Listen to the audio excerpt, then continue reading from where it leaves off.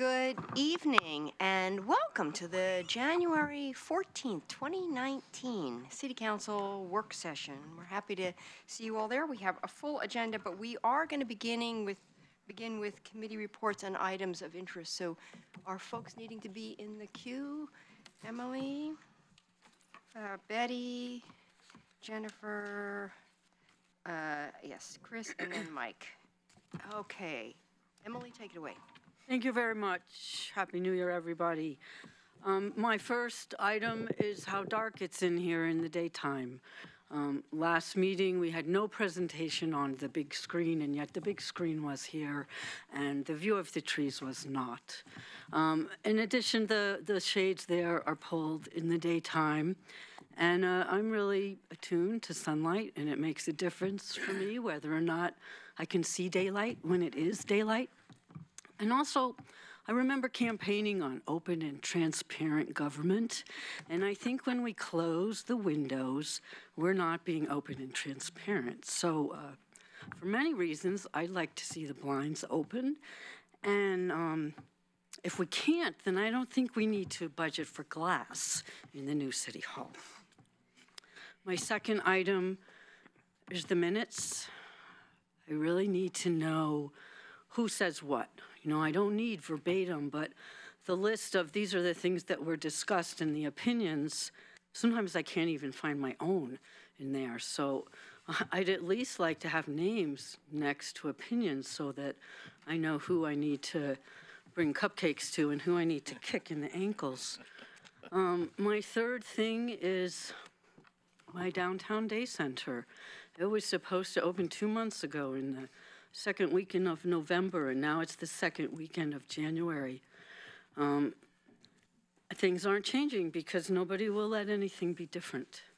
I really want to have a day center, and I hear it's being worked on, and it's being worked on, and I'm still waiting, and the people are still on the sidewalk. And I still have 3 minutes. What else should I talk about? Thank you. All right, Betty. Thank you. This wasn't on my list, but light, I totally agree with Emily. I used to go back and open those blinds before the meeting started. I think we want to be transparent and open, and light just makes it feel better. This place feels like a dungeon with everything closed. We see shadowy forms back there instead of real people. Well, I think it's really important to open everything we can. Let people see in and let us see out. I have some things that constituents have been talking to me about.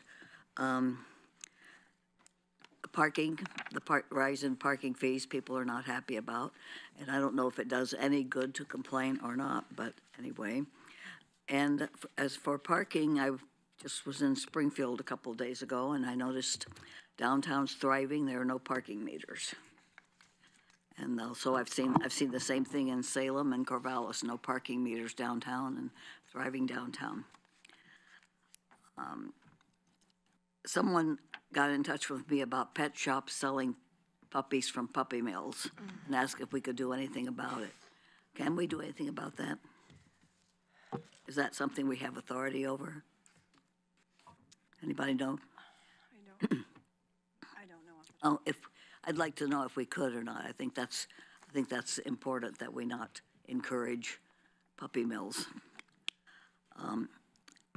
I've had a lot of a lot of complaints about wood smoke, and I don't know whether wood smoke is worse than car emissions or not, but I do think we should be doing something about automobile inspections, the emissions from cars that I know are bad. But some people are, in my part of town, a lot of people seem to be really worried about fireplaces and wood stoves. And I brought the topic up at El Rapa meeting a few days ago and was told that in Eugene, the wood smoke is not that big a problem. And I don't know the answer to that, whether it is or not. Pedestrian safety is something I've brought up many times over the years, and people are really concerned about East Amazon now that the street has been changed somewhat and is more heavily populated also. I understand we're going to change the speed limit to 30 miles per hour. I wonder why not 25, if we could. 25 is, actually 20 would be still better, but 25 would be a lot better than 30.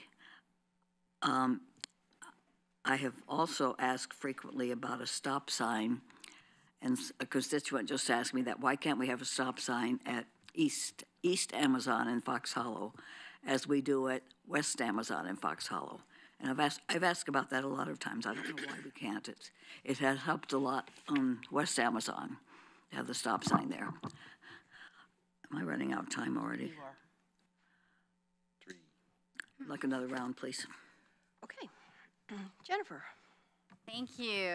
I had the opportunity to go on an EPD ride-along today, and it was very eye-opening. It was very much worth my time, and I just wanted to publicly thank both Officer Kidd and Officer Hubbard for taking me around today and just talking about their experiences and all the things that they've dealt with over the years. It was very much worth my time, and I will be doing it again at a different time of day to get a different perspective. Thank you. Chris. Thank you. A couple of quick things. The Housing Policy Board had its meeting on Monday.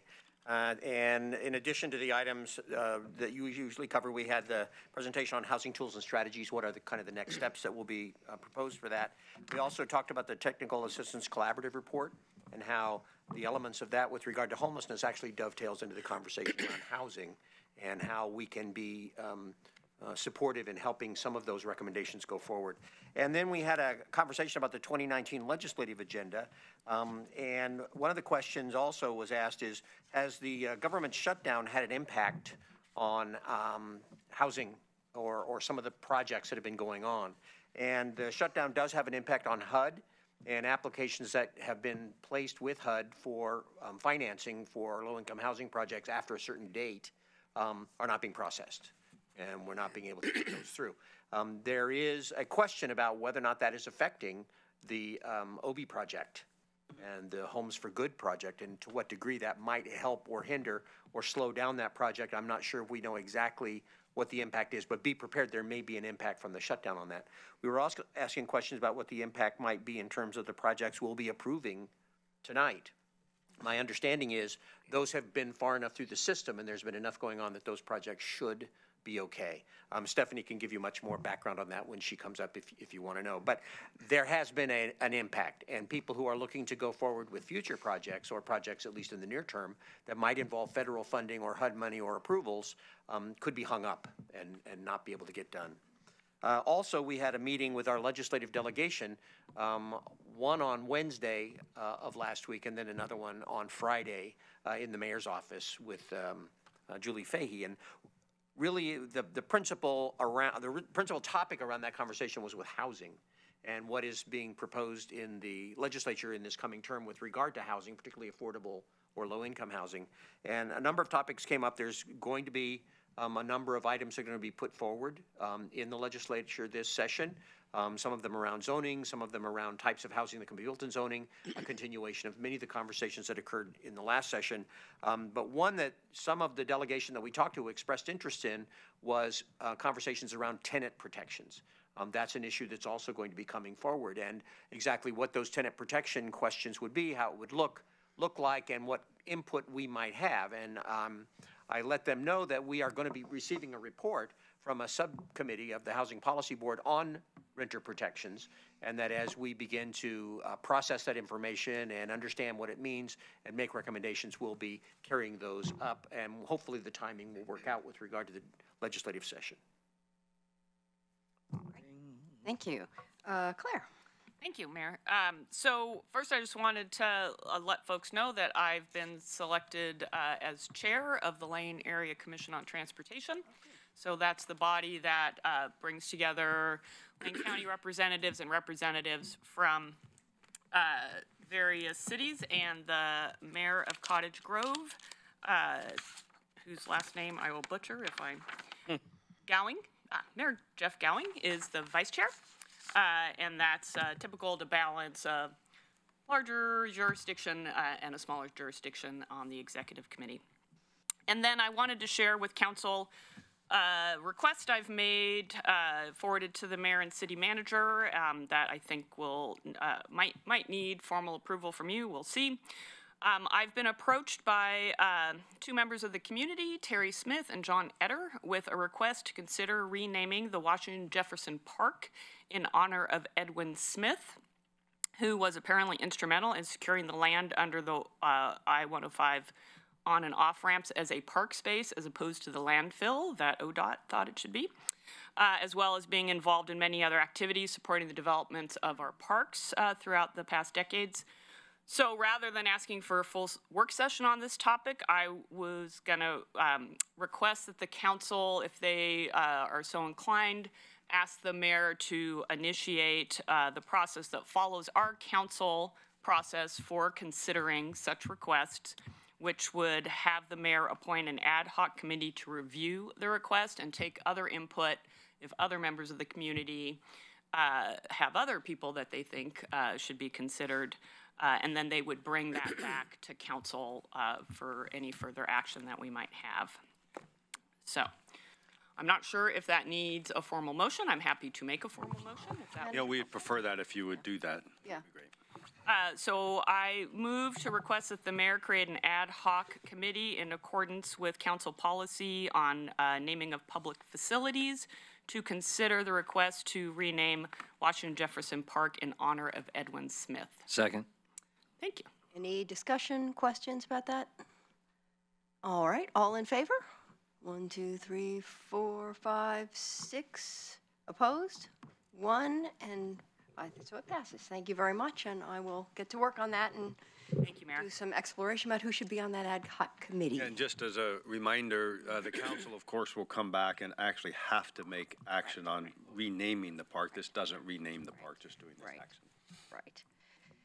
So I'm saving Mike for the last because I know he has something he wants to put on the table. So I'm just going to do one more item of interest and update. And this is just wanting for the public primarily because the council received this information from the police about the process that the police go through in response to the fatal shooting at Cascade Middle School on Friday. So the process is laid out for us by state statute. Deadly force investigation is undertaken by a multi-jurisdictional task force.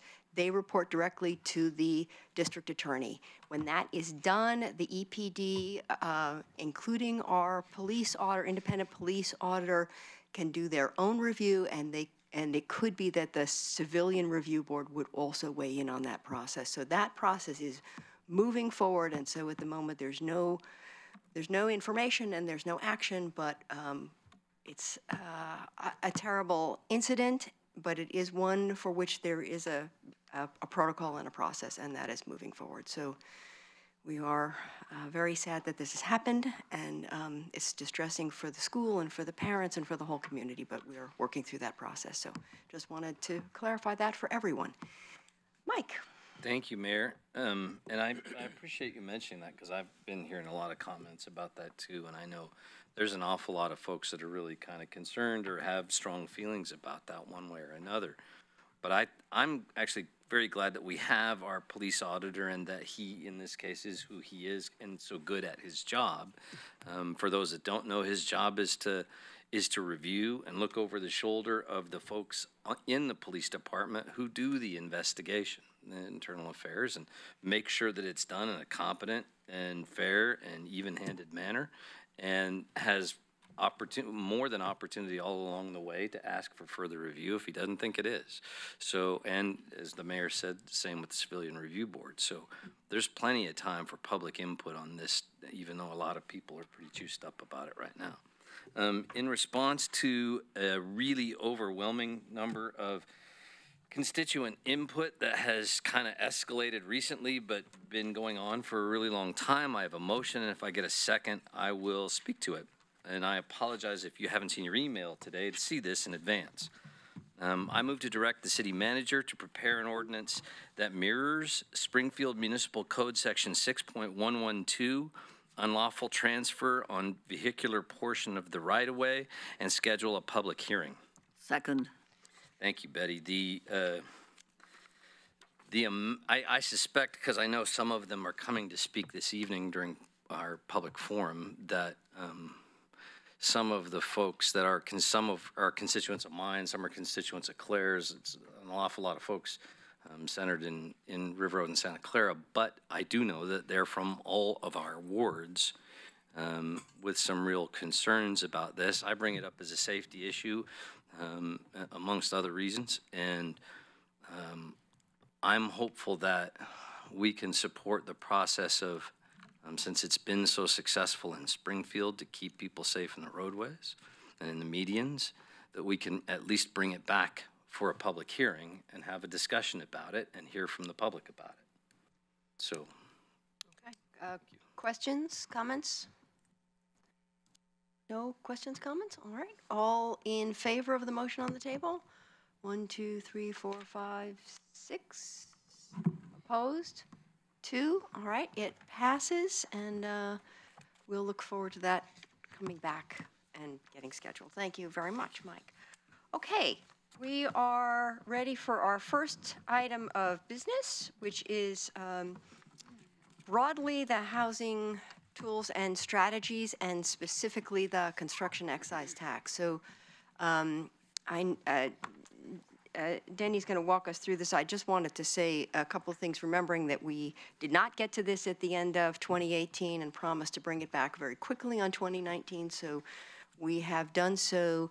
It does come under the umbrella of housing tools and strategies, but our hope today is that we will hone in on a specific proposal around the construction excise tax. I am hoping that council will be able to move forward in one form or another, and respecting that a huge amount of public engagement and work went into crafting a transitional program to bring the CET on board. So I will turn that over to Mayor, maybe I'll just dovetail on that. Remember when we came in December,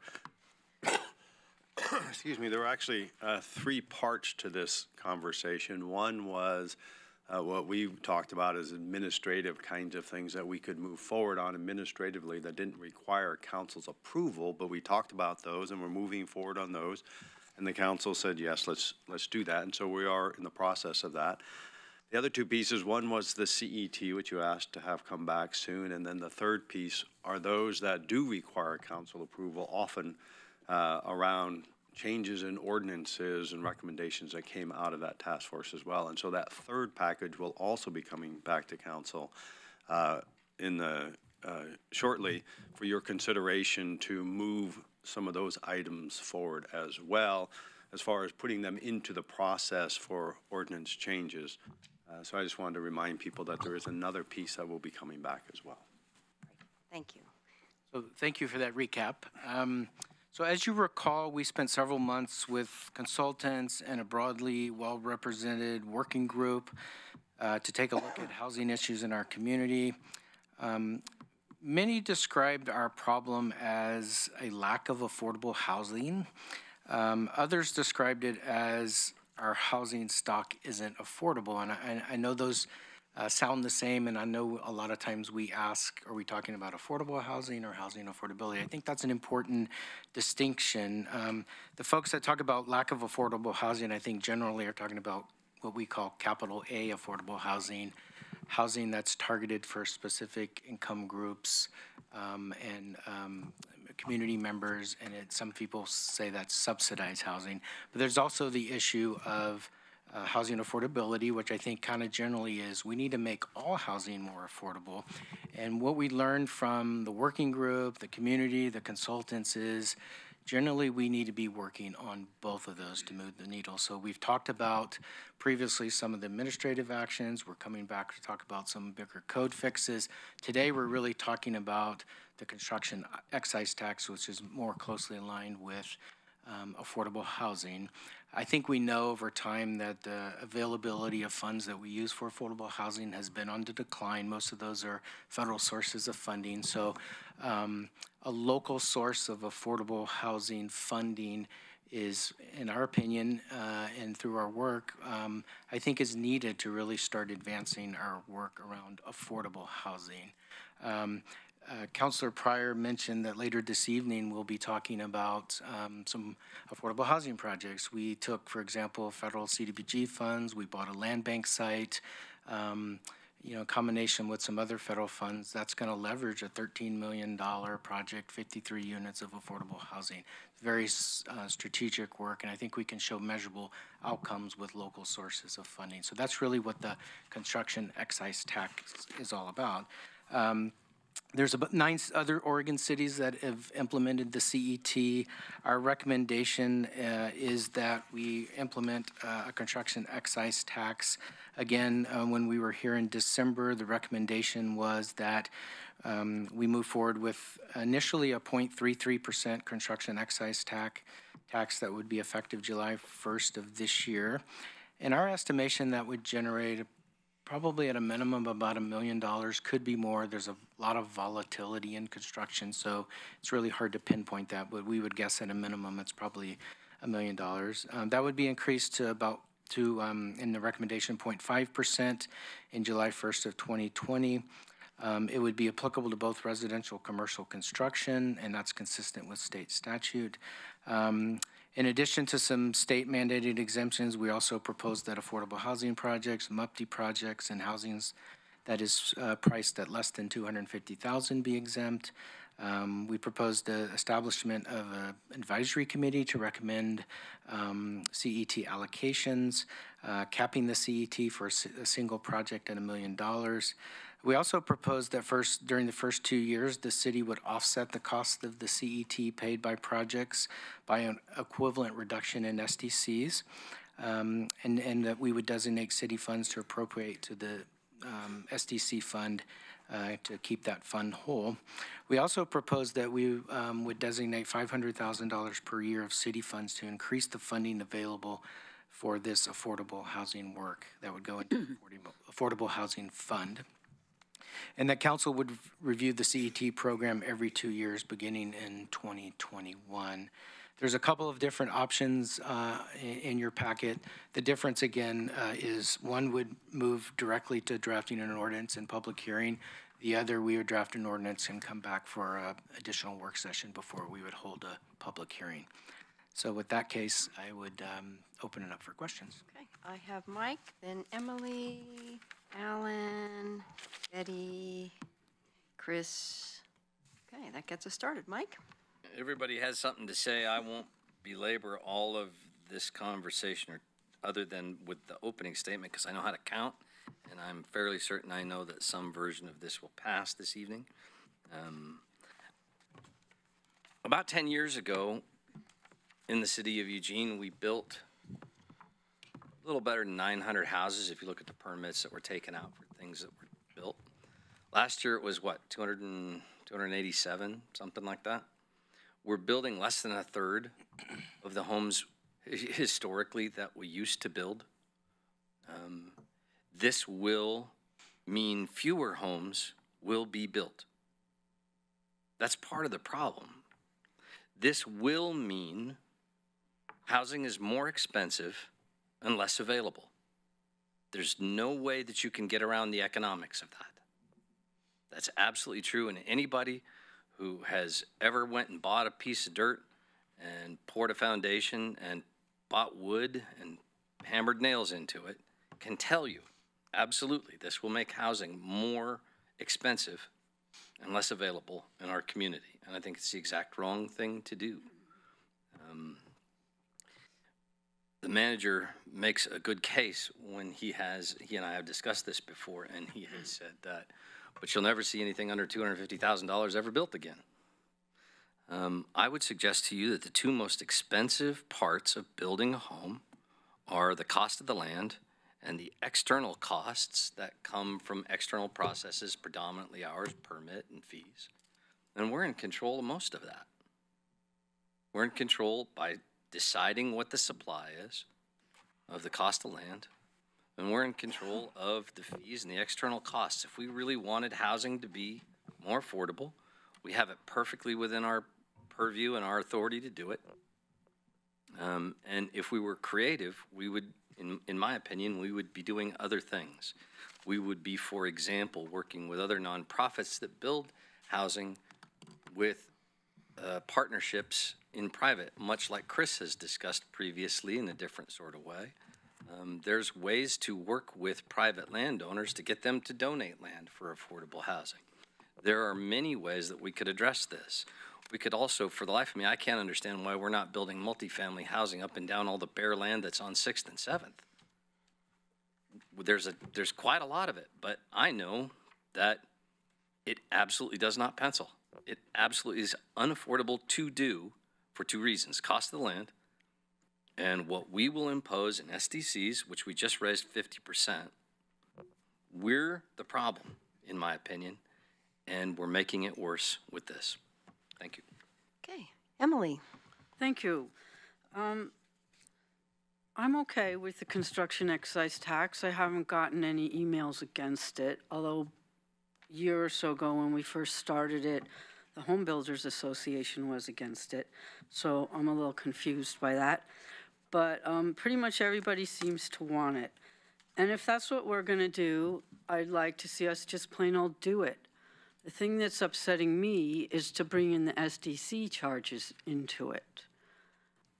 If we're going to charge the builders a tax, and then we're going to take the SDCs and give that money back to them, that's two sets of bookwork. I want to know what the FTE is for doing it that way.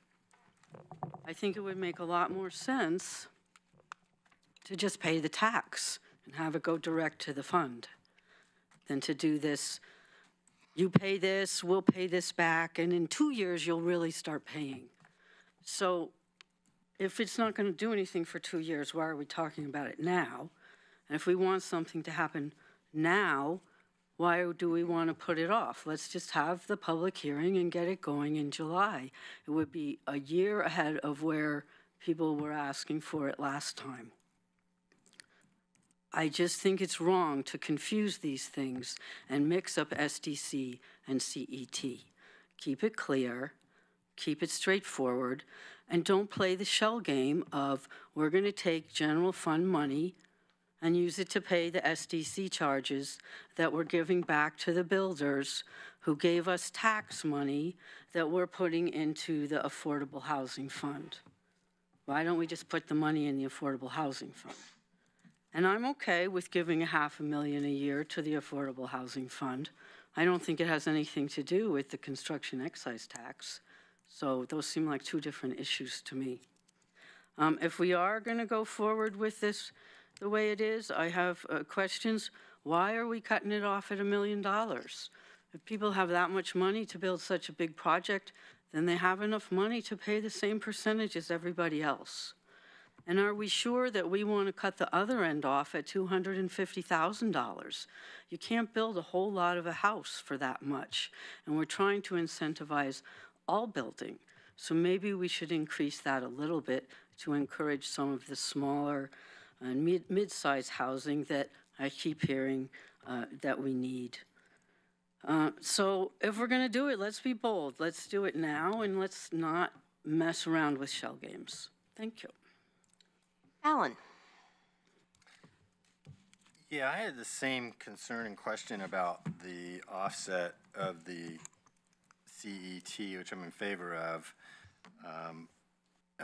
Maybe you can explain the rationale for basically making it zero and for the first 2 years and not gaining any funding for affordable housing in the CET because we're offsetting it by reductions in SDCs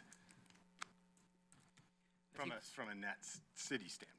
Yeah, I mean, I think there still would be revenue that would go into Affordable Housing Fund that we would be able to utilize when we collect that. So it would be available when we collect it to start using. The strategy, I think, generally is that, and it goes a little bit to what Councilor Clark is alluding to, is we don't want to really increase the cost of housing initially. There needs to be I think, a period of transition so that we are offsetting the additional cost. If you look at the CET as an additional cost for building housing. One way to offset that initially, so it's a little bit of a transition for builders, is to offset it and allow some of the other actions that we are considering to start to take effect for those builders who are ultimately paying the CET. So the money from the CET would actually go into the fund, and we would get less from the SDC, so the SDC fund would actually go down, but not the Affordable Housing Fund. No, so what would happen is, Emily had it right with the transfer of funds. It wouldn't take more FTE. It's kind of you set it up administratively, and it could work out fine on that. But so what would happen is a builder would pay their CET, so we would get the $1,000. That would go into the housing fund. And then what we would do is we'd offset their SDCs by that $1,000. And then what we would also do then is backfill that SDC dollars with the $1,000 of general fund. So at the end of the day, the deficit is back here in this. In the general fund. In this general fund. But not in the housing. Not in the housing or the SDC. The housing fund and the SDC fund would remain whole. So there would be money available immediately for the Affordable Housing Fund. It's yes. the general fund that would get the. And the way that it would really work is you might remember with the VA, for example, what the council approved is that the SDCs for the VA, the developer actually didn't pay those. What we did is the SDC fund was made whole, and essentially there was an accounts receivable in the SDC fund, and in subsequent budgets you're paying that back off. So you're essentially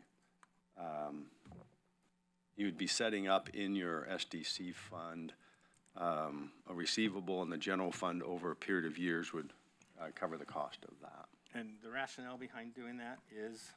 Which part of that? Part about making it zero for the builder.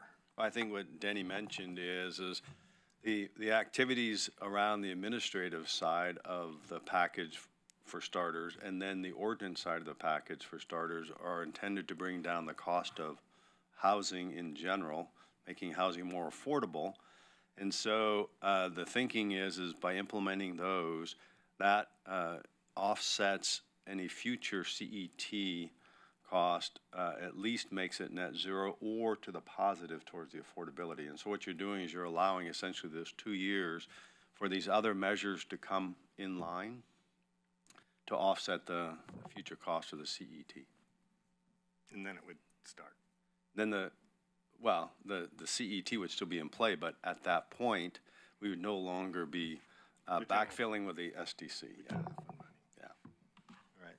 And I guess I shared Emily's concern about the $250,000 number. I thought that was pretty low as well, but I go back to a question I asked, and Michael Kinnison responded in a memo about why did we choose $250,000, and the response was household median income of $45K affords a home of $210,000, so $250,000 is a little bit more than the average person can afford medium income without being housing burdened. So it does have some kind of resemblance of sense to it. $300,000 would be better, but $250,000 makes sense. And I guess I disagree with Mike. It's not all housing that becomes more expensive with the CET, because the $250,000 and less would be exempt, so they obviously don't get an increase in cost. The rest of the housing does, so $1 million house pays for it. The other thing is I'm still in favor of a 1% CET, and that's why I have this motion in front of you that I brought back up on the December 10th meeting. And 7 cities have already enacted and adopted a 1% CET, and by reducing it to 0.5%, we leave about $1.5 million on the table. And I think that's a significant reduction without any apparent replacement from what I was originally thinking about this would be. So therefore, I would propose a motion that, and it's going to be a little bit different because there's no B in the AIS, current AIS. So I move to add option 1.3. We haven't read that. 1% tax rate effective July 1, 2001, and then there would be renumbered. So when that, we haven't made a motion yet. So when we make that motion, I'll make that as an amendment. And just to clarify, that's the third step in the transition. Right. Start at the 0.33, go up to the half, and then go up to the 1. Over a 3-year period. Right. Okay. Right, I have Betty, then Chris, then Claire. Okay. My first question is, how much money would we lose in SDC charges? You have an estimate of how much you get from CET. How much do we lose from SDC? The SDC fund would be made whole in this proposal. Would be what? It would be made whole. The SDC fund would be made whole. How's it made whole if you don't collect it? Because the general fund would, Well, okay. yes. It's not the SDC fund that would be. Then say, how much would we lose in the general fund? Wherever. It's like a pretend game. You pretend that we're charging something, but you say, take the money from you, and then we give you back the money, and then we take it from some other place. And I can't vote for that at all if we leave it that way. Well, maybe just explain a little bit more, because I don't think it's, I would characterize it differently. The intent of this is to establish a affordable housing fund, which the council asked us for a proposal to do that. So this establishes that fund, and it also starts filling up the bucket every time somebody develops, if this were to go into place. So when somebody builds, they would pay a CET, and so the affordable housing fund would fill up. They'd get the money back. They would not get the money back. They would save it. Well, so they would not pay the equivalent amount of the SDC. So whatever fills up this bucket is the same amount the SDC goes down. So if this is 1,000, this is 1,000. So those are equal amounts. And then, as we were just talking, the backfill of the SDC money would be the general fund. So the general fund would then pay for that $1,000. And so the SDC fund would be made whole. They would start the affordable housing fund, and then there would be the general fund over time would pay back that SDC fund, the equivalent amount. So if we're being totally open about it, we would just take money from the general fund every time someone built something and put it into the housing fund.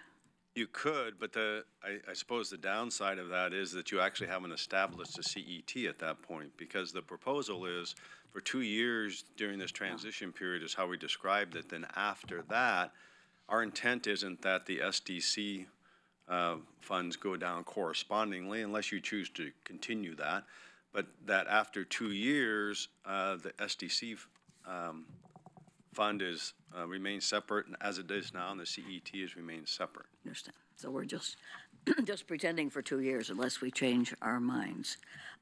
My next question is, why would MUPD projects be exempted? The reason that's proposed is the MUPD projects are already required to either include affordable units in their project or pay a fee. And we did some calculations, and the fee, 10% fee that they would be required to pay is actually much more than the CET. So it's you know, we're trying to, the purpose of the MUPD is to provide an incentive, and so we don't want to then layer it with a disincentive. So they're already paying an affordable housing fee, so it'd just be an extra fee on top of the fee that they're paying. They're already saving a lot of money on taxes. Okay, that's all I have right now. Thank you. Okay. Chris? The recommendations, they're staff recommendations, but can you give me a little bit of background about who was involved in preparing these, and what was the process in creating these recommendations, these particular ones? Generally, it was there was a couple of groups. There was Better Housing Together that had kind of started working on this issue before we kind of dove into it. And then there was the Housing Tools and Strategy Working Group, which is part of that 6-month process.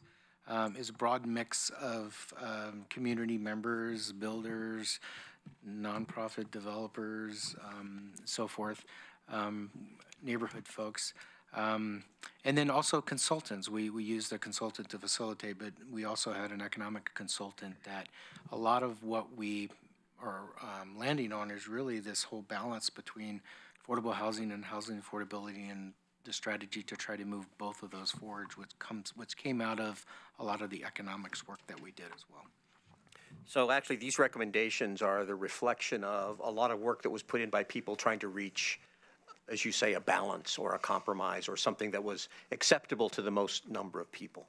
And as I've often seen, whenever you have a collaborative process where you bring a lot of people to the table, sometimes the solutions they come up with are complicated because there's a lot of moving parts, but at least it's something that everybody can live with, which is the part that's I keep coming back to is, yes, this is cumbersome. Yes, it's relatively complicated for 2 years, and then it becomes a lot cleaner after that.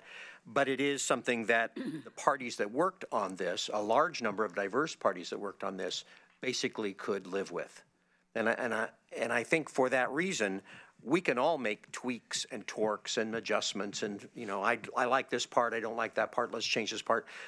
I can also see parts in here that I would change or get rid of or modify. But I'm thinking, there was a lot of work put into this. There was a lot of people that invested a lot of time. What's being proposed here, yes, it is cumbersome. Yes, it's not the cleanest thing in the world, but it's workable. And we can review it in 2 years and see if there's any sort of adjustments or things we want to do in order to make it more effective. Some of the provisions in here only last for 2 years, and then we're back to a system. I realize very clearly the city of Eugene will be subsidizing for 2 years some of the things we want to have done. And I guess my conclusion is, if you really want something, sometimes you have to be willing to put some money into it, even through this complicated system to do it. That is what we're doing. I completely agree. I was listening to an NPR story on the way over here that was talking about the shortage of housing, exactly the issue that Mike was talking about. We are at a 60-year low in the construction of new housing compared to what it used to be. And the question that was asked was, well, how did we get there? Why are we there? And a couple of items that came up were, yes, land is incredibly expensive because there's not enough houses, and that does drive up the cost. There's a variety of other measures there. But labor and materials were also two factors that were measured. The state of California, for example, 40% of their construction workers are immigrants, because regular Americans don't want those jobs. They want to be software engineers and you know, higher, you know, income folks. And so if you can't get people at a price you can afford, you have to pay whatever the market will demand. If there's only 10 people out there and 20 people vying for them, the price of labor becomes much higher. The cost of materials, wood, steel, have all become much more expensive, and so it costs a lot more to build a house. So I agree, it is very expensive to build a house, and that's part of the reason why we're at a 60-year low. And it requires us to be a partner in helping to. I can't change immigration law, and I can't change the laws of supply and demand. We can have some impact on housing costs, but we need to look at this as a way to help underwrite what we need to do. Okay, Claire. Thank you. Well, I agree that it's important for us to establish an affordable housing fund with a dedicated source of revenue in order to make that meaningful. You know, the way I'm seeing this proposal, it's setting up the infrastructure that will serve us going forward with a CET that as that dedicated source. This criticism that we're playing a kind of shell game, I think, is valid, but by structuring it this way, it does provide for a ramping up towards that important goal of funding our affordable housing fund. So I can support this compromise of subsidizing the CET in the way that's laid out in the AIS for 2 years if we pass Councilor Zelenka's motion to commit to raising it to 1% without the SDC waiver starting in 2021. I don't love the subsidy, but I understand it's a means to ease into this new tax. I'm also not totally convinced about the exception for the MUPTI projects. I appreciate your response that developers who pay into the Affordable Housing Fund actually will give us more revenue. So I'm still struggling, though, with that kind of double tax break, which is how I'm viewing that. But going back to what this fund will be able to do for us, if I recall our work session on the CET, there is some provision in the law to allow some flexibility for how those funds are used. They don't all have to be strictly to build housing. And so I see a lot of other things that we could do with it that I mentioned at our last work session on this, which includes, I'd like us to investigate using it for mortgage assistance, for rental assistance, first-last security deposit, and to making our emergency housing repair fund more robust than it is now. So this is a compromise proposal, and that doesn't always feel good. But I can support it, going to a public hearing and learning from the public what their view of this compromise is, provided that we also include the 1% effective July 1st, 2021. Thank you. Jennifer. Yeah, thank you. And thanks, Denny, for all the work you've done on this. I know it's been a long road. I agree with Mike that there are multiple ways to create lower cost housing, and I look forward to voting with him on additional ones after the CET. I'm sure that you guys are working on a lot of other great things that we can add to this, but I think the CET tax makes sense to me. A lot of people I know who are having trouble paying for housing, it's not a house at $300,000. It's just paying their rent every month. And I see this as an opportunity to really get at those folks who need that subsidized housing and need more of it in our community. And I see using our funds to pay it the first 2 years as a way to show that we're invested in this idea and we're willing to put our own money up to prove that it will work. I do have what may be a dumb question though. Why can't we just pay for their, say, CET directly instead of doing this SDC and then to the CET? I'm assuming there's some rule, or no? We probably just could do that. All we were trying to do is connect it through the SDCs only because that has been part of a topic. So we could do it directly from the general fund directly into the affordable housing fund also. I don't think that would be of concern. Administratively, it's not that complicated for us doing it either way. And it seems to me like it would be a little more easy to explain to people than, I mean, obviously we all got confused. And if we can't explain it to ourselves, like trying to explain it to someone else becomes a lot. I don't know if, Denny, was there a reason why that you can think of? Not really. Okay. There's probably more than one way to do this. Okay. Greg.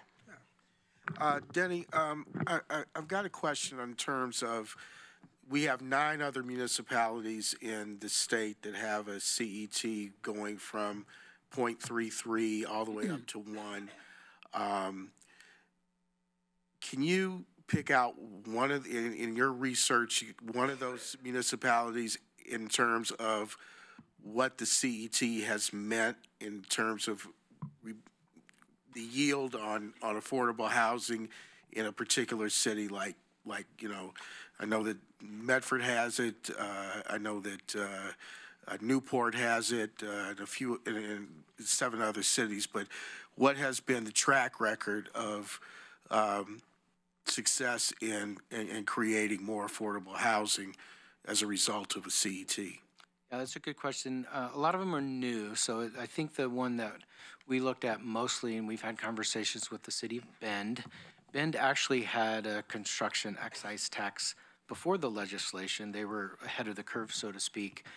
They have a 0.33 CET. Theirs is a little different because theirs was grandfathered before the legislation. So they collect it on all new construction, government, affordable housing, everything.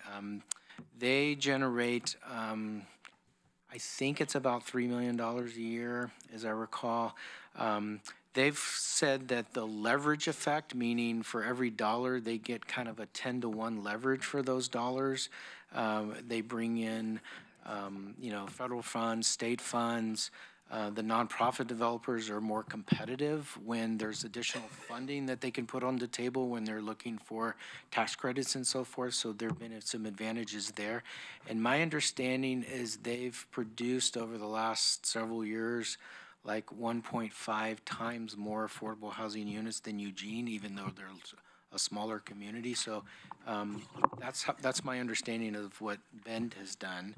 So it does have some leveraging impacts and some real measurable impacts as far as number of units. And the flexibility, I think, is really key. I think the HUD dollars, we all know they're hard to use. There's a lot of layers of regulations, and having a local source of flexible funding, which is what Councilor Soretta alluded to, I think would be highly valuable, because you could really do a broad range of things with those funds. So what Ben has done is taken $3 million and leveraged it into $30 million.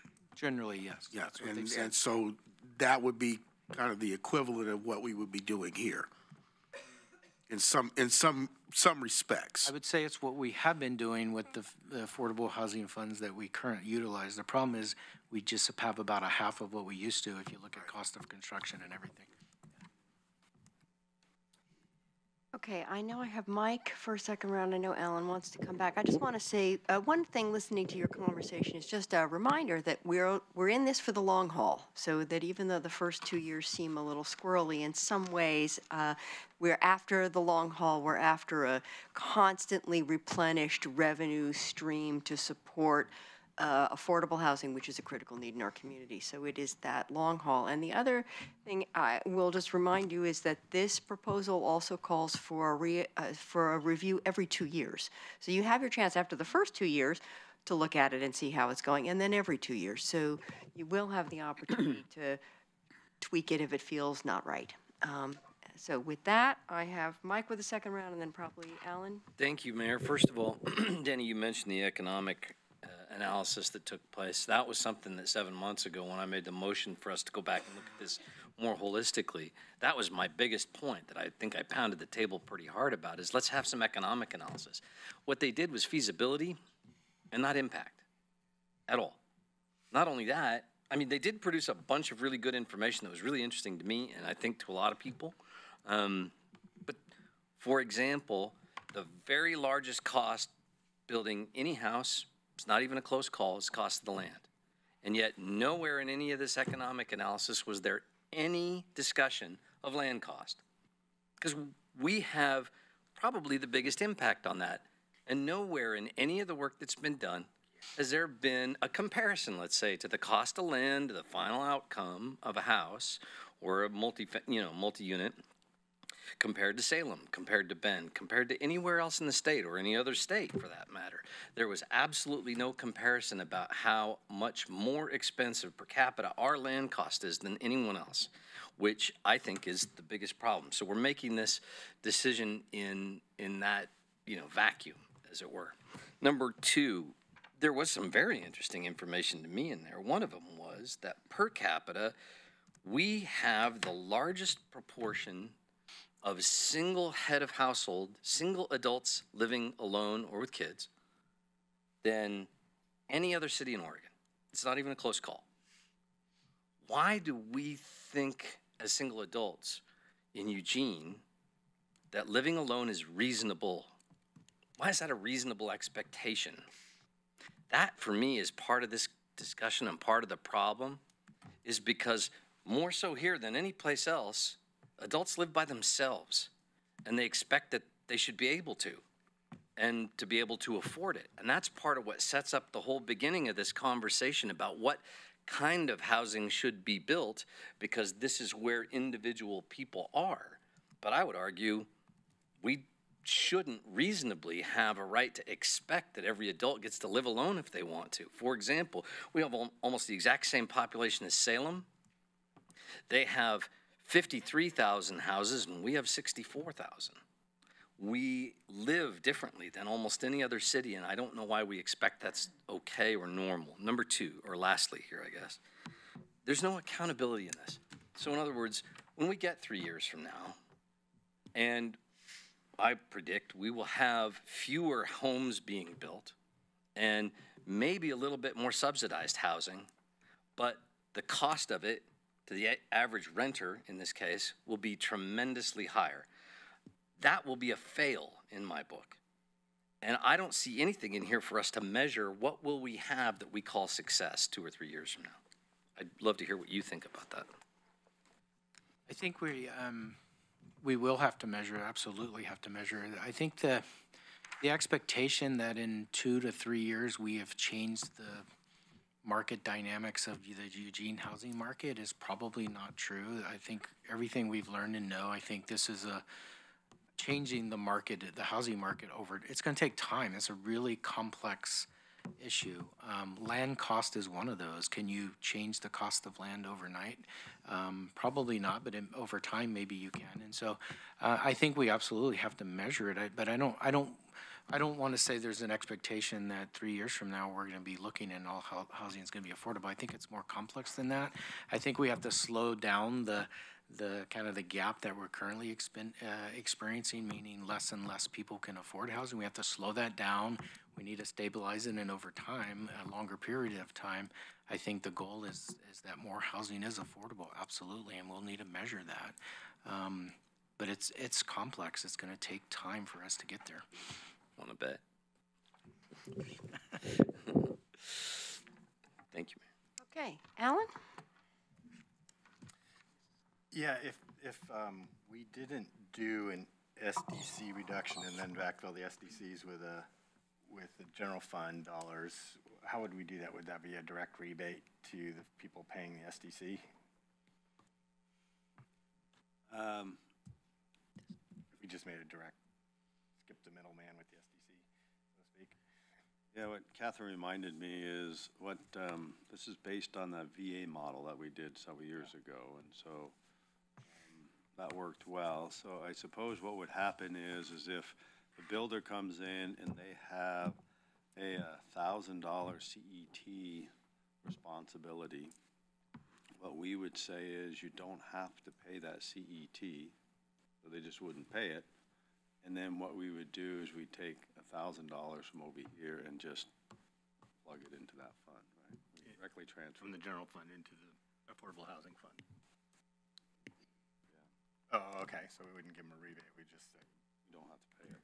You're exempt. Yeah. These first 2 years. So there's pros and cons. I think, again, administratively, we can set it up this other way. It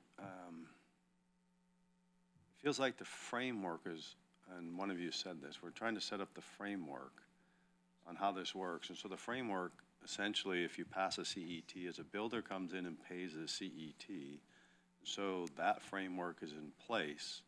And then it's just a matter of, in the recommendation, there's a 2-year transition period in which that just gets offset some other way.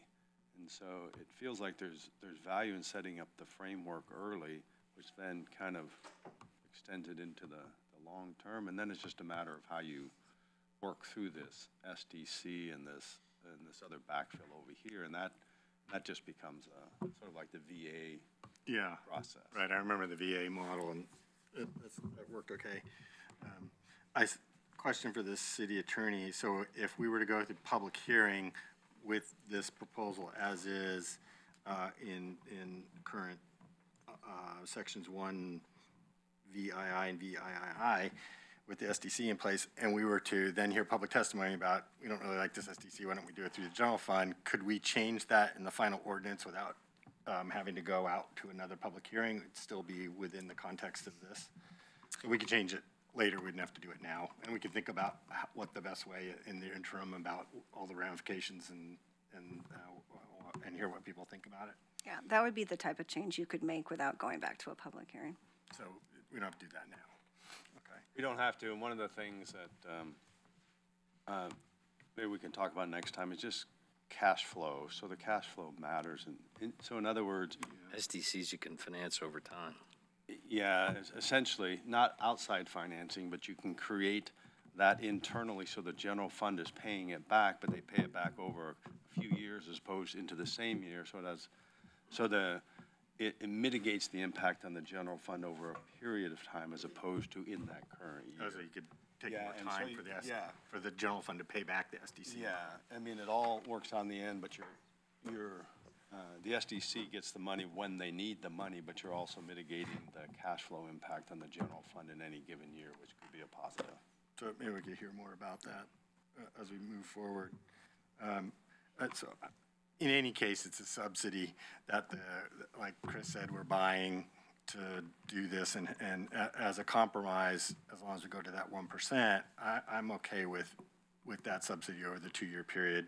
The amount, by the way, according to staff memo on December 10th, is about $2.5 million over that period of time, which is a pretty substantial amount of money in a 2-year period for capital, for the general fund. So having it be paid back over time actually would make it much more palatable from the general fund perspective, I would think. Giving a $2.5 million hit over a 2-year period is noticeable.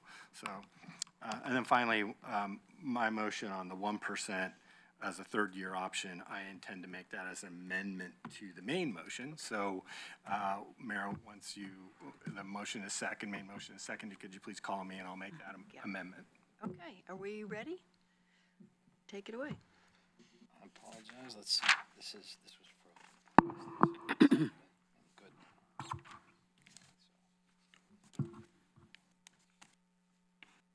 Because I have to, I will read this. I move to direct the city manager to prepare a draft ordinance for council consideration and schedule a public hearing to create a construction excise tax to support an affordable housing fund that includes the provisions described in option 1. Second. Okay, Alan. I move to amend the motion to add a new option 1.3. It would be a 1.0% tax rate effective July 1, 2021.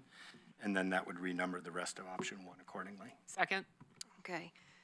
Mike, do you want to speak to that? Yeah, just an ironical note. I work in this field, so it was surprising to me to see a number of real estate agents work on this because,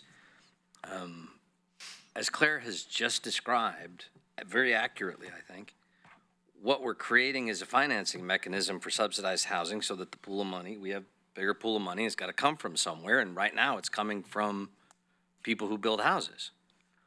But it won't be enough. It won't be enough 3 or 4 years from now. There'll need to be more, and this council has in past times had lots of discussions around a real estate transfer tax, and we've just created the absolutely clearest mechanism for needing that and putting it into place as soon as we don't have enough money when we vote this in. And I hope they understand that they've just participated in creating that. Thank you. Okay, Alan. Couple of points. One is that 7 cities, as I mentioned, have already enacted a 1.0% CET. In fact, Corvallis is one of them. They actually had a 1.0 for residential, 1.5 for commercial.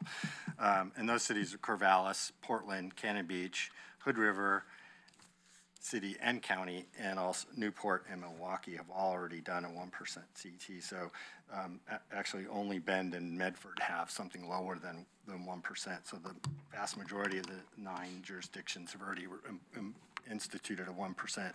And I think that's what we do. 1% creates about $3 million a year in CET money. That's the estimate, and that's significant. That's to fund the things that Claire was talking about and the other things that would actually make a difference in move the dial on the amount of affordable housing and the affordability of housing. I think $3 million makes a huge difference. And often on council, we don't get an opportunity to actually move the dial, and this is one of those opportunities. And to not take full advantage of it, I think would be a mistake. So I encourage my fellow councilors to support that. On the MUPD part of this, I asked the question, is this more than the affordable housing fund that they pay in MUPD?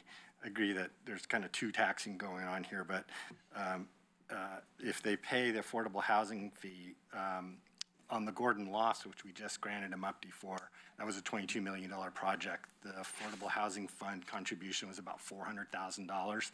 If they were to pay a 1% CET, that would only be $220,000. So it's roughly twice as much money going from the MUPD program into the affordable housing fund than the CET would be.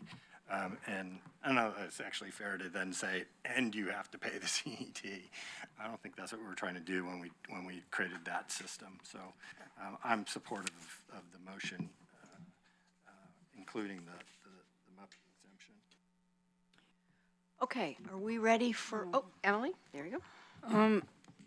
What is the reason for that $1 million limit? Why do we need that in there? Can we take it out? I think there have been some cases in the past where there's hundreds of millions of dollars investments, and the amount of fee that is generated for those is really, really large. It's not a bad thing, but there comes a time where there's a kind of a reasonableness test, I think, is what we learned in the past. And so I think generally that's, and you know, we want to encourage some of those large investments because I think in a lot of cases they bring jobs and taxable value and all of those things. So it's just another reason why we don't want to put another layer of disincentive on a large investment that might have a lot of benefit in the community. So that's generally the thinking, that it is capped. So at what amount would you not have to pay it? I mean, how much do you have to build? $100 million. I think, yeah, I think it's $100 million, which is going to be an outlier. There are very few of those projects that aren't university-driven or something, and those are exempt anyway. So we have very few $100 million private investment. Have we ever had one? So It was 45. I think Ann just said at the 0.5, it would be 200 million, yeah. So what we're saying now is we'll just go ahead with what staff has brought us and see what the public says and then talk about it again? Is that where we're at? Yeah. I think that's really mushy. I don't like that. You know, I don't want to have these SDCs in there. And but I do want the CET. So now what do I do? I mean, so right now what we have on the table is the motion to amend the current motion to add the 1% in 2021. And after that is voted on, you could make another motion all right. to Thank you. delete these two. Once again, I got confused between the amended motion and the motion. I will be quiet now. Okay, are we now ready to vote on the proposed amendment? Okay, all in favor? 1, 2, 3, 4, 5, opposed? 3, 1, 2, 3. Okay, so that passes. So now we are back to the original motion with the amendment included. Any further, do you have something to put on the table? I would like to take the SDC part out of it, but I don't know that anybody else cares about it. But you know, after the public hearing, you also can still take out at that. Or after the public hearing, I could put it back in. I don't think so. I think that's what Catherine says. You couldn't put it back in because you didn't actually have a public hearing on that portion. All right, I got it. Take it out afterwards. I got it. I got it. That's why I asked that question. Claire? Well, I'm having the same struggle. But I think there was probably about 15 people sitting out in the audience who might be able to provide us with a rationale for why this particular venue or pathway for funding was set up and recommended to us. I think we should. I am supportive of putting the motion as amended forward to a public hearing, and then we could hear from individual members of the public why this methodology is a good one or not a good one, and then we could decide with that more additional information on whether or not to keep the SDC subsidy in the way it is currently. Okay, well, that's helpful. I could go along with saying, okay, public, what do you want? But I don't want the SDCs in it. Betty? I cannot vote for that in its current form at all. And I think we could probably find a lot of members of the public who would tell us doesn't make sense too. Maybe we should vote it all until we give a chance for people to speak at public forums. We have it on the table. There will be a public hearing. And so any other comments? All right, all in favor of the motion as amended? 1, 2, 3, 4, 5, 6, opposed, 2. All right, it passes. Thank you very much. We can go forward on a CET public hearing. Thank you. Thank you, Denny. And we have about 20 minutes, and we have our much delayed update on the library levy. So we'll feel good moment here.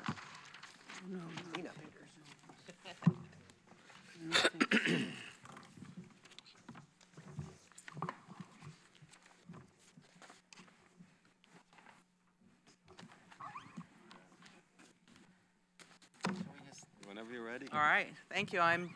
Thank you for having us here to hear about our library local option levy second year report. And I'm glad Denny got you all warmed up before we get up here. This is really good news. It's part of our accountability, transparency piece that we promised when we went out for the levy. As you'll see, the theme, as it was the last time we were here, is promises made, promises kept. And so, given our time, I'm going to turn it over to Lavina Norenberg, who's our customer experience manager. She's going to walk you through it. Hi. So a little history. The voters passed ballot measure 2235 in November 2015. This 5-year local option levy provides around $2.7 million annually, which is around $36 per year for the average property tax statement. These levy funds supported specific library services expanding, and those were identified through a community engagement process. More access, more programs, and more materials and technology. This report covers the time period of July 1st, 2017 through June 30th, 2018. During the recession, hours at the 2 neighborhood branches and the downtown location were reduced. The levy promise was to add 22 hours at each branch and Sunday mornings downtown. These additional hours have been in place now for 2 years. We are averaging 1 million visitors a year. That's 3,000 people a day coming to the library. This last year, there were an additional 6,000 cardholders. We currently have over 100,000 people who have a Eugene Public Library card. Got my card last year. With the expansion of services, there was also a plan to increase our volunteer program. This allowed for more citizens to be involved. It allowed for efficient use of staff and other resources. Last year, 150 people joined our volunteer program. Every year, the library provides free events to people of all ages to be informed and entertained and inspired. The levy promise was to increase our programming 33% over the course of the levy. There were particular focus areas, again, identified through that community engagement process: support for young readers and their parents, services for teens, maker opportunities, providing access to tools and learning for individuals and small businesses, and intentionally delivering programs off-site. Not only did we reach our goal of 33%, but we exceeded it. Last year, we delivered 2,100 free events and programs, attended by 67,000 people. Among the events, early literacy continues to be a high priority. The most recent study found that 52% of kids in Lane County are not at 3rd grade reading level. It's a worrisome predictor. That's why every day you will find staff at the library engaged in story time and other activities, because it is such a fundamental life skill, and we are at a critical position to be able to have an influence on that. Our teen services were expanded significantly in the last year. We adopted a nationally renowned approach that aims at creating a safe space for teens to feel comfortable and explore their interests. The term that's used is HO-MA-GO, and it stands for hanging out, messing around, and geeking out. Very teen-oriented. To support this new approach, we doubled the space of our teen center downtown. Movies and music moved from the 1st floor to the 2nd floor. We remodeled that floor, and it created a wide open space for the kids to do the hanging out and the messing around and the geeking out. Every day in that space, our staff are touching the lives of our young people. Something as simple as help with a GED exam or a college application, something more critical on helping them access social services, learning new skills, new technology.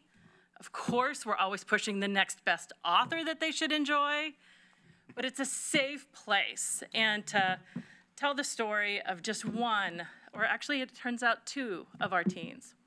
Every day we have activities spread out. Coloring, little electronic stuff, old school puzzles are particularly popular. So one day there was a young man named Drake who was working on the puzzle. One of the library staff were talking to Drake. Drake was sharing how he'd recently moved here from Indiana. He was homeless. He didn't get his GED. He didn't know what to do. He was ready to give up. Library staff was trying to be encouraging, ended up getting called away. Another teen by the name of Kat came and sat next to Drake because she was also into puzzles, and they started doing puzzles. And Kat started talking to Drake. Kat shared she's going to the GED program across the street at Lane Community College. She had not met Drake prior to this day, but because of this safe place, she extended herself to take Drake across the street, to introduce Drake to the people she knows at LCC.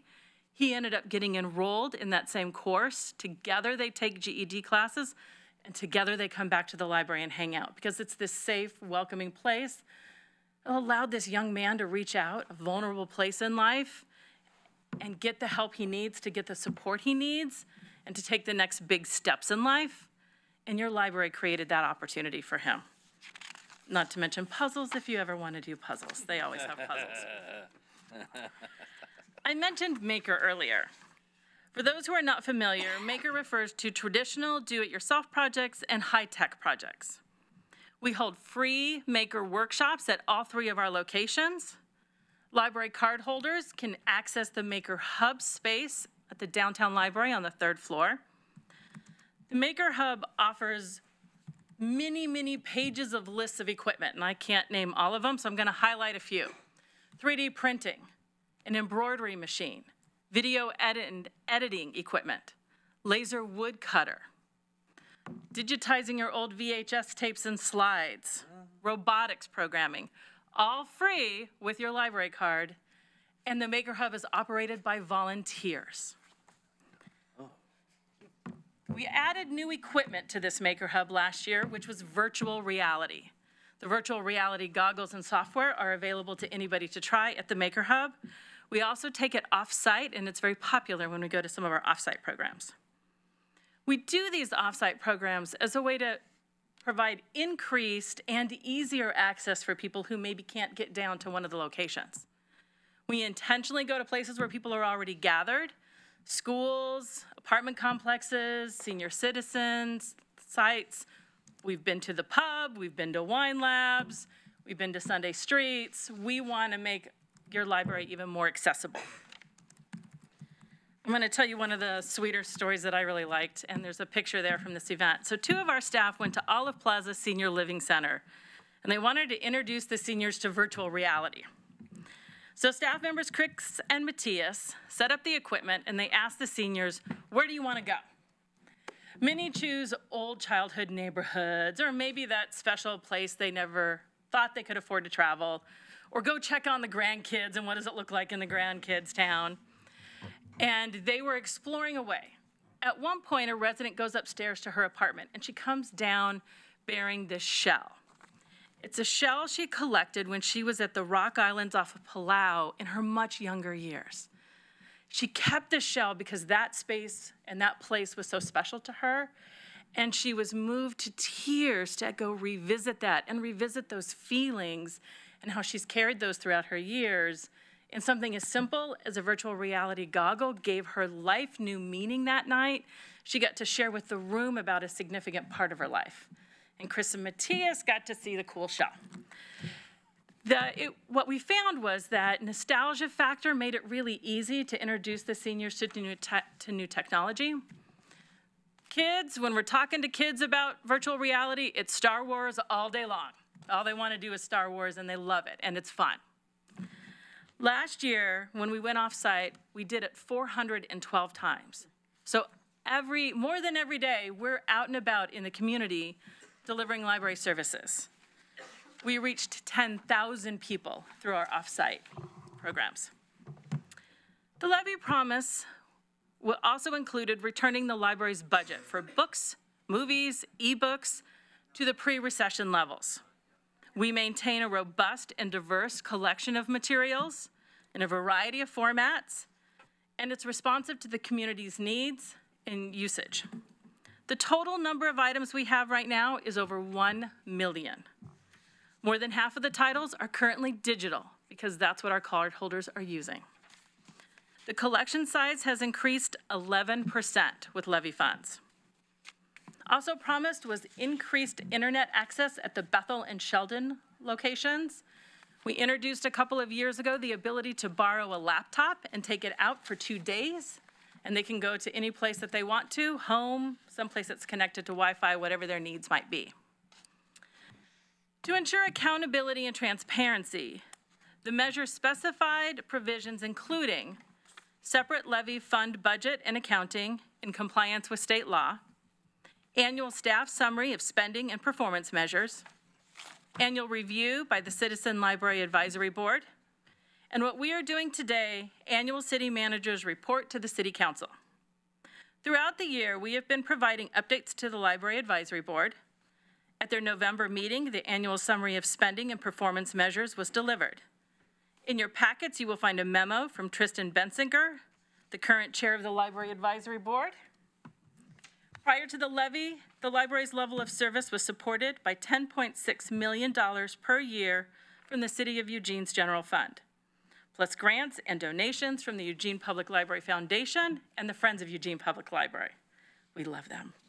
The levy is set at $2.7 million per year for 5 years. For the second year of levy funds, total revenue was $2,692,172. Total expenses were $1,923,399. Expenses are intentionally held below the revenues. Some of the first and second year funds have been reserved as part of budget planning for the full 5 years. The levy will provide the same amount of revenue every year. However, spending will increase each year due to the continued expansion of services, as well as inflation and other factors. These funds are being budgeted in order to ensure the ability to continue to fulfill levy promises throughout the full 5 years. There is a section of the website where community members can get information about the specific expanded services supported by levy funds. These pages have been updated periodically throughout the year, and we continue to keep them updated. After today's council presentation, the report will be added to the website and available for community review. I'm going to stop talking and share a little video with you.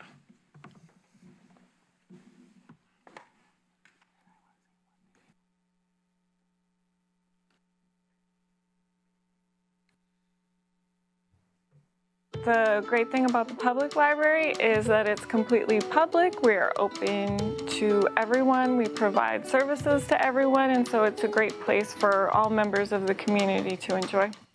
We have programs, we have books, we have DVDs, we have technology that I have never encountered elsewhere, certainly not in my own home. And it's where all of these things, these ideas, these people get to mix together and interact in really amazing ways. And to see that sort of interaction, whether it's a grandparent and their grandchild coming together and reading a story in the corner, or a teenager who's decided that he's gonna make a rap album and wants to do that upstairs in the media lab, like that sort of stuff happens all the time here. We have so many different resources here. We have everything from Russian literature to mushroom hunting guides to books about starting your own construction business.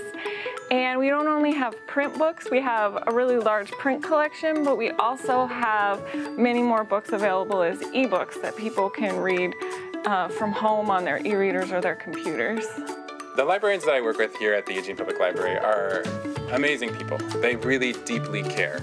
They really want to be able to find the book that you're looking for, the resource that you're looking for. We have written outside of our door, libraries are for everyone, and we mean that. We want to invite everyone in. The library is a place where anyone, whether you have a library card or not, can come in and access our materials. I love working in Eugene because it's a community that really cares for its library. And to feel supported by your community to keep doing the things that you do, it's invigorating. And it means that you feel valued and that you can be more innovative with the services that you offer.